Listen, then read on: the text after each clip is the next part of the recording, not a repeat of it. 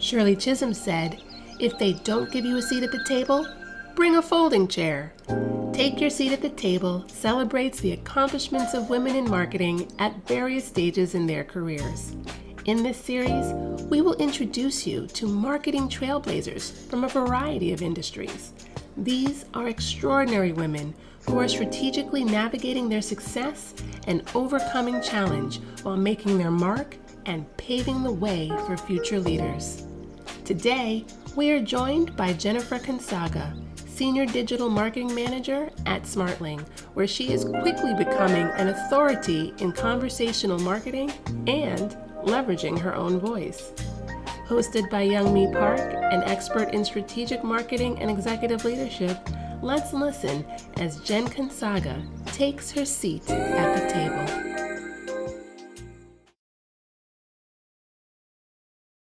How are you doing today, Jen? I'm doing well. How are you, Young Mi? I'm fine, thanks. Let's start off by just giving us a brief introduction of who you are.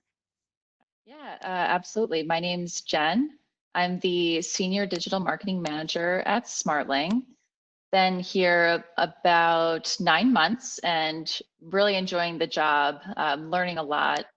I'm originally from Maine, found myself in Florida for school, made myself back up north, or made my way back up north, and I'm now in New York around 6.5 years now. Enjoy the outdoors, working out, cooking, anything art or music related. Those two things really inspire me. And when you came up to New York, was that for a job in marketing or advertising? So it was actually a job in fashion that I first landed in New York. Uh-huh. Yeah, I was doing advertising tours in college while I was a part of this group called the Advertising Society, and so we would all come up as a group and then tour different agencies and see what agency life was like. To be honest, it was difficult to get a job in advertising right away. Mm-hmm. So I scoured my network and was able to get a position as a stylist at Ralph Lauren, which got me to New York. It helped pay a portion of the rent. And then I didn't stay there too long, honestly. I really wanted to get into advertising. So while I was there, I was also looking for jobs in the industry. So how did you make your way to advertising then? So I was browsing Facebook. I'm a member of this group that like connects skaters, and there was a posting for an assistant account executive position at this agency called Arnold. I reached out to somebody who also happened to be a gator who was working there. Sent him my resume. He's like, "Great, I will. I'll see if the hiring team is interested and get back to you." That definitely helped, having that connection, and interviewed for the position and ended up getting it. And I was working on the Hershey account at the time. And how did you like that? You know, having not spent any time truly in the workforce, you know, going from college to the real world, you have these expectations that you're going to roll up into the industry and just like take the world by storm and like be the person leading those like creative presentations in front of the clients. And it's a rude awakening. Maybe I watched too much Mad Men at the time, but you know, you kind of, you know, you're the lowest on the totem pole. I spent more time in Excel than I did in any boardroom.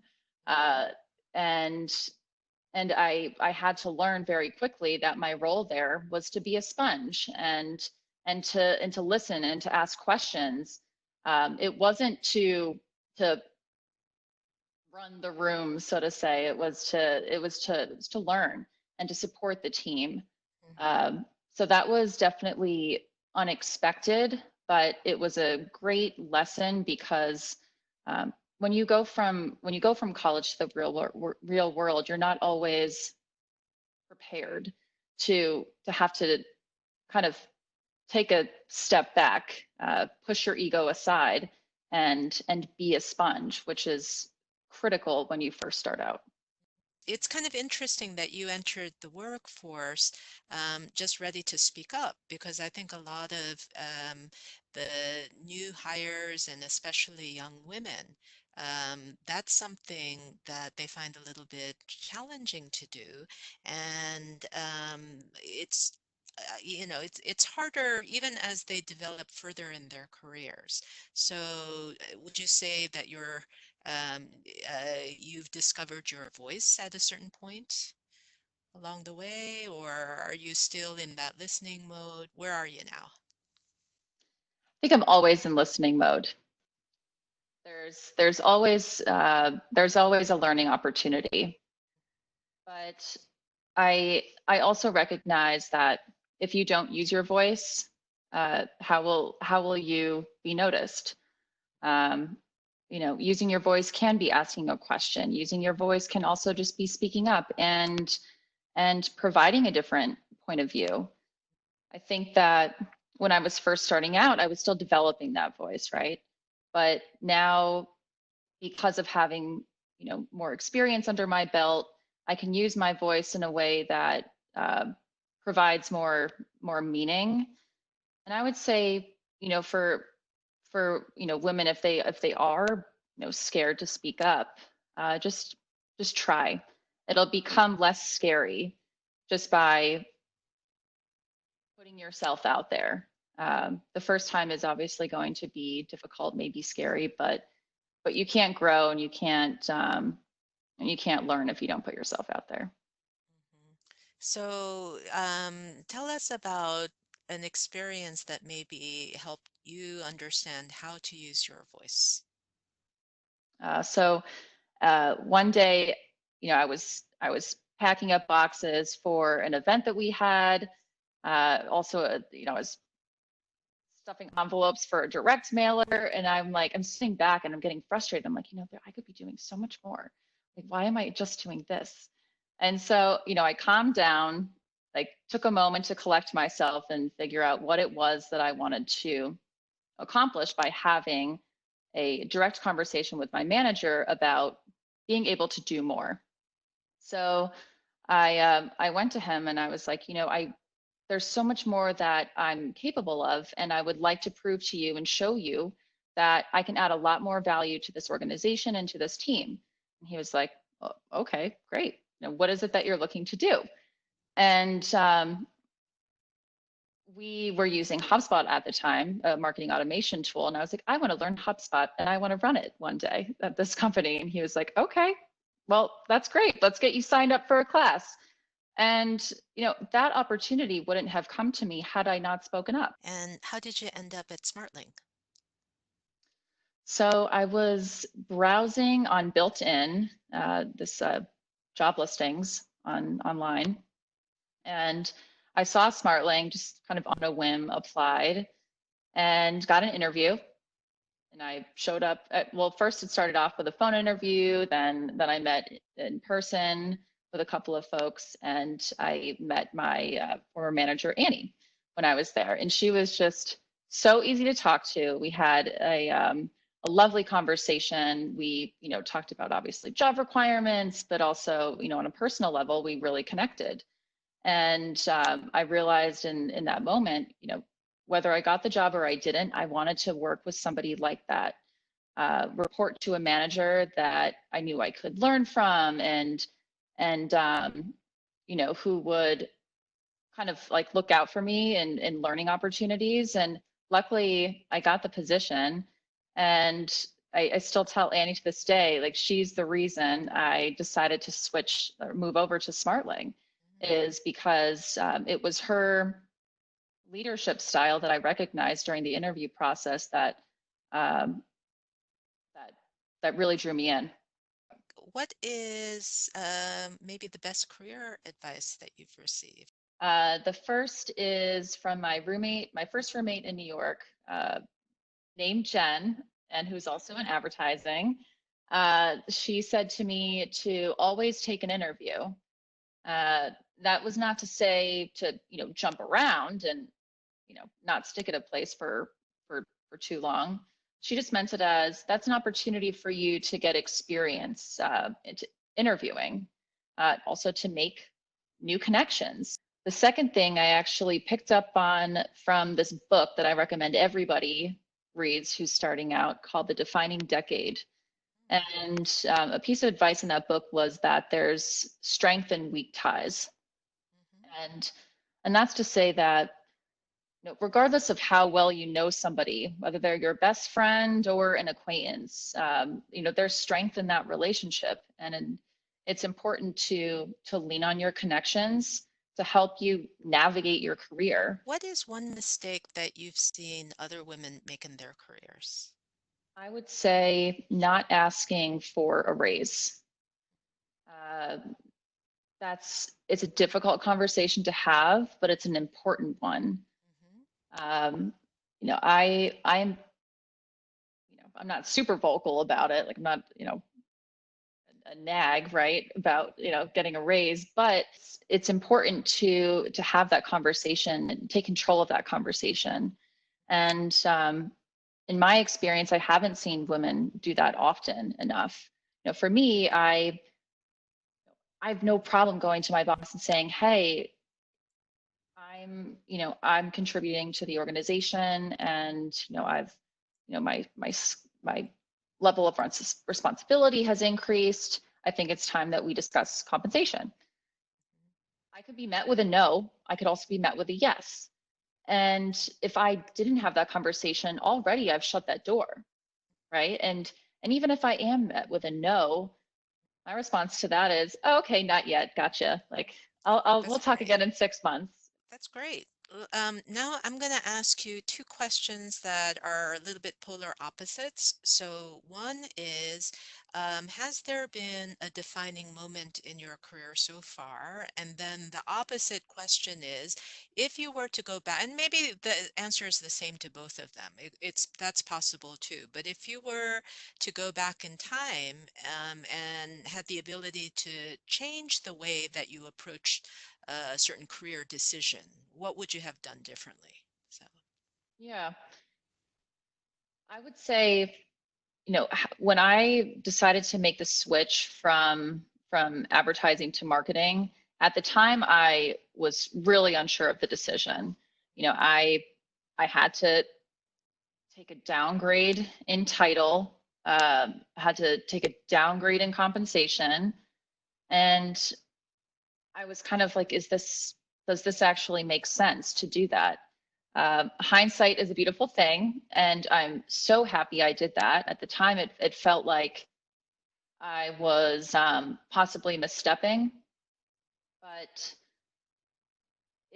it helped me get to where I am in my career now, and develop additional skills that I now can imagine not having in my arsenal, right? So definitely a defining moment. I was kind of at this crossroads. Do I continue doing what I'm doing, or do I take a minute, reevaluate, and then take a step back to move forward? And I would do that 10 times over. It was one of the best decisions probably the best decision I've made in my career. what makes you happier? There's a lot more challenge, and I also get to wear a lot more, or many hats. When I was in advertising, I was on the account team, and that's where you liaise between the client and then all internal teams. Now I'm digital marketer. I am, I help out with demand generation. I put on my production hat when we have to make little videos. Sometimes I play designer, social media manager. I get to wear so many hats now, and I absolutely love that. That makes me happy. there's never a day that goes by that I'm not learning, and having that uh, ability to try different things, to learn new skill sets is something that I really love about this chosen career path. That's great. That's great. Like, what's your favorite thing to do outside of work? Favorite thing, Mm-hmm. be outside with my dog. I have a Mm. 6-month-old golden doodle, and she's a little whack job, but I love her. Teddy Spaghetti. She, I love being outside with her and just like watching her observe the world. I also love painting. I'm not a fantastic painter, but I enjoy, I have some canvases, and I enjoy doodling with acrylics. I also, I'm definitely more spontaneous in my personal life. The one day I was looking around my space, we're spending a lot more time indoors now in our homes with COVID. And I was like, the walls are boring and we need color on the walls. So I went to the local Ace Hardware and found a color that seems like it would work. I didn't test it out. It took me all of a second to pick out what color would be on our walls, and painted them. Did the same thing in our bedroom. I like to add more color to our space, whether it's painting the walls, buying plants, getting new furniture. Uh, you know, Let's step back and take a look at marketing overall. Marketing changes pretty quickly. And a lot has happened to propel those changes on. Tell us about a change that you've experienced and how have you navigated it? mhm.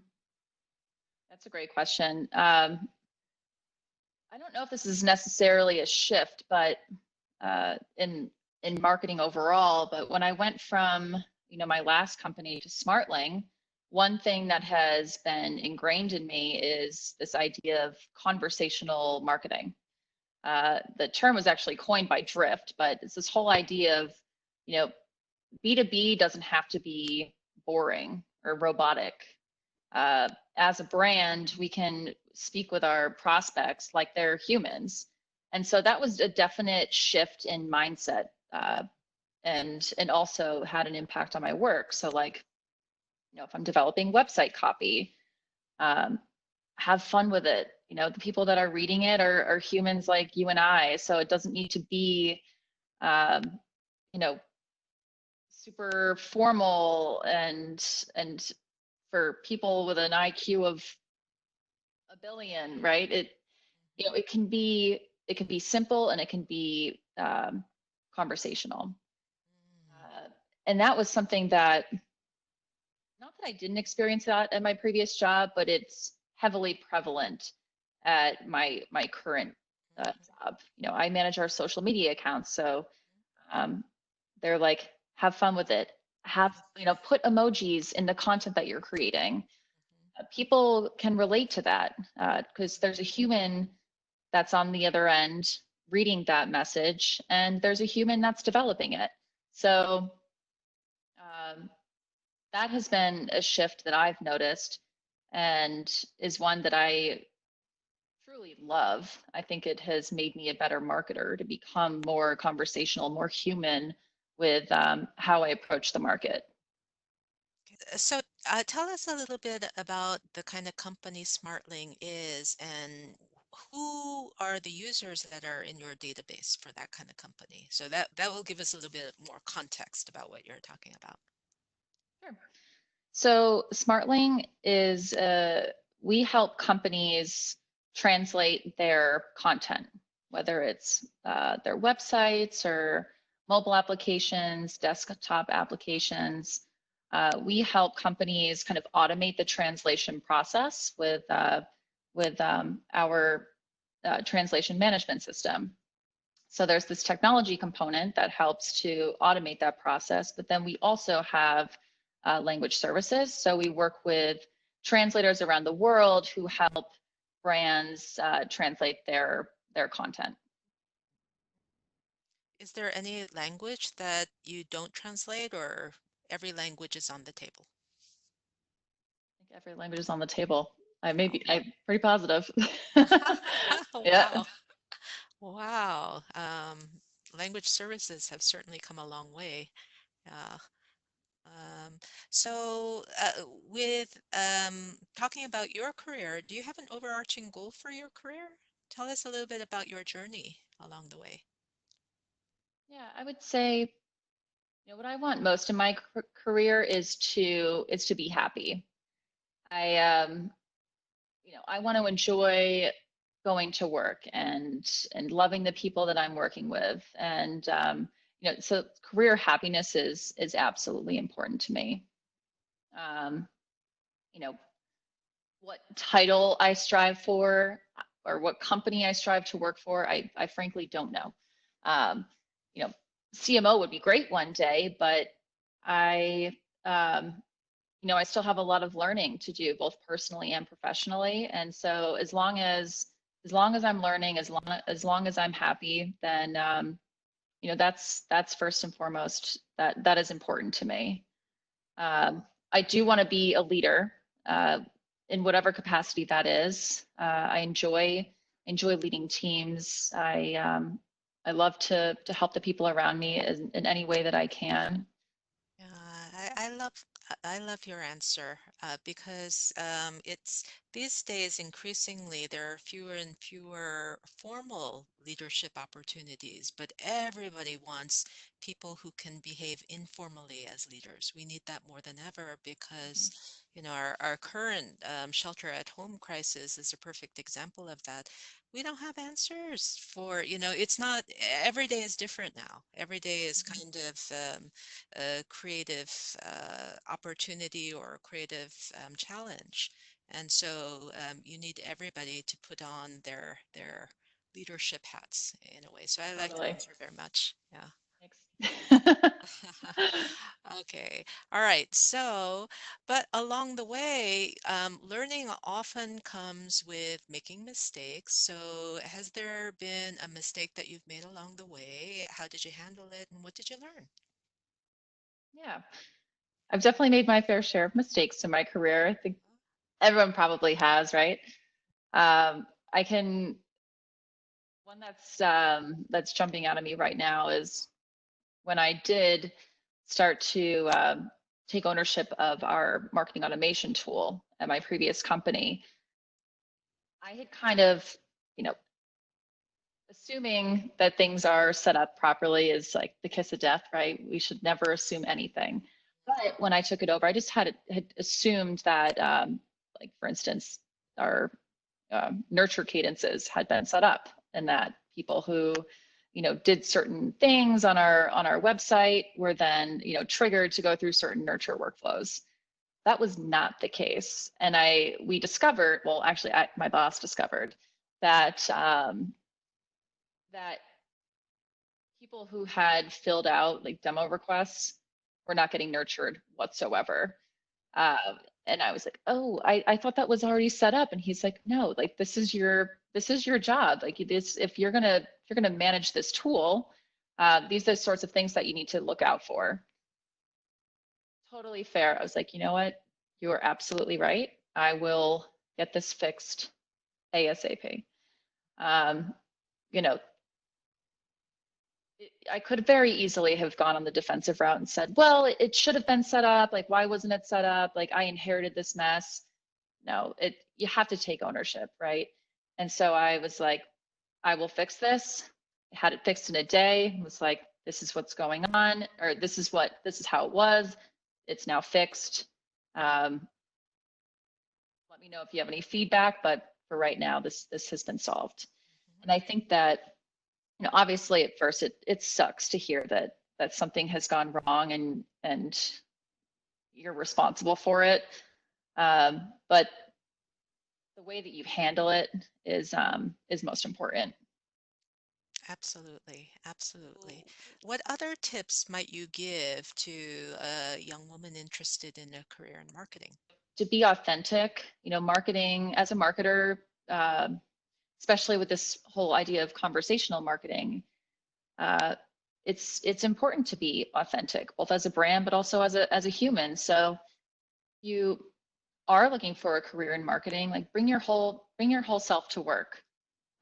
There's actually this woman, Carla Harris, that I had not heard of, but my old manager Annie had turned me on to, and she says to, to definitely always be yourself, but to have a set of values that you want others to perceive of you. So, for example, you know, she talks about how she's a singer, how she is spiritual, how she's really into football, and all of those parts of her can still come to work. But she, she says, like, have these 3 adjectives that you want people to perceive in you. So for myself, I want people to perceive me as being dependable, as a creative mind, or someone who can help creative problem solve, somebody who is a leader. And the way to get people to perceive that of you is to practice that every single day when you show up to work. So I would encourage people who, whether they're brand new to their career or whether it is, they've been in their career for a long time, is to think about, how do you want the people around you to perceive you? And that was absolutely enlightening, to even that whole concept of perception. It's obvious, but kind of defining, well, having an understanding of who you are, and knowing how you want people to perceive you, and to make sure that you practice that every day when you do go to work is really important and can help define your success in life. So, Jen, anything else that we should know about you that we haven't talked about? I mean, there's so much more, but anything that you want to share, particularly to our marketing audience? One, I hope you learned something, and I'm also, I'm here as a resource. If you're new and need help with a resume, like, send it my way. I'm more than happy to help. Oh, that's really kind of you. How can people reach you? On LinkedIn, just find me on LinkedIn. Yeah, I always appreciated the people who are willing to help me out, and think it's important to pay that forward for sure. Great. Jen, thank you so much for your time. It's been a lot of fun speaking with you. Likewise, thank you, Young Mi.